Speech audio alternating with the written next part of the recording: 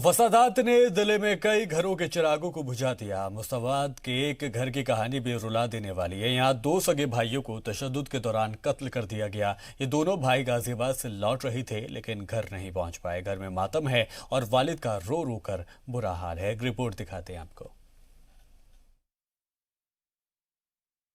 ऐसा हाल बना रखा कि मेरी बच्ची पहचान भी नहीं पा रही। मुझसे कह रही पापा देखना लग तो भाई रहा है। मैं तो वैसे चश्मा लगाता हूँ।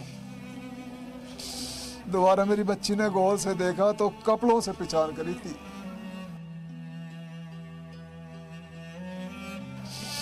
फिर छोटा बेटा दिखा, मैंने कहा दोनों को मार दिया। जानी मैंने बिल्कुल रहम नहीं करा।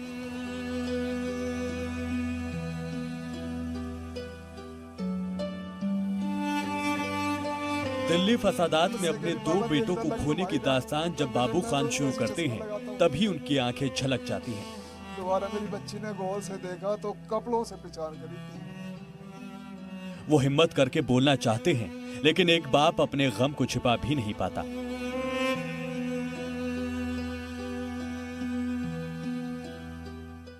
दिल्ली फसाद में अपनों को खोने की कई कहानियां हैं, लेकिन बाबू खान के घर से एक साथ दो जनाजे उठे। उनके दो जिगर के टुकड़ों को, आमिर और कासिम को, फसाद के दौरान मार दिया गया। बाबू खान कहते हैं कि बेटों ने फोन करके कहा था कि 5 मिनट में पहुंच रहे हैं, और फिर 24 घंटे के बाद मुस्तफाबाद के नाले से उनकी लाश मिली। इस इलाके में आ गया ना कि 5 मिनट में मैं यहाँ आ रहा हूँ।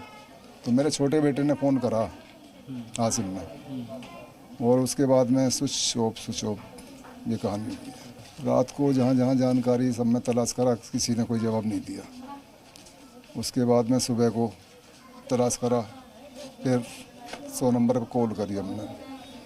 उन्होंने थाने भेजा। थाने वालों ने मतलब ये है कि हमें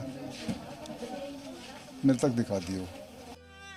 आमिर गाड़ी चलाता था। उसकी दो बेटियां छोटी हैं, जिनको अभी अंदाजा भी नहीं है कि उनके वालिद अब दुनिया में नहीं रहे। घर में मातम है और आमिर की बेवा इद्दत में है।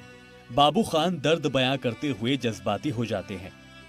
मैंने फसादात में अपनों को खोया है। मैं नहीं चाहता कि कोई और भी अपने को मजहब की लड़ाई में खोए। सभी से ये संदेश कहना चाहता हूँ, चाहे वो कोई भी कास्ट का है, कि अपनों का दुख क्या होता है वो मुझसे ज़्यादा कौन समझ सकता है। हमने सैकड़ों खबरें देखी, पढ़ी, फेंक दी। जब अपने लगती है, जब दुख होता है हमें, तो मैं तो यही कहना चाहूँगा कि नेताओं की बातों में कोई ना आए, चाहे वो कोई सी भी कास्ट का है। अपने प्यार मोहब्बत से, अमन शांति से रहो। इससे बढ़िया कोई ज़िंदगी नहीं है। फसाद ने जो नुकसान लोगों को पहुंचाया है, उसकी भरपाई की जाना बेहद मुश्किल है। खासतौर पर जिन लोगों ने अपनों को खोया है, वो इस जख्म के दर्द को कभी भुला नहीं पाएंगे। किसी भी बाप के कंधे इतने मजबूत नहीं होते कि वो अपने बेटों के जनाजे को उठा सके।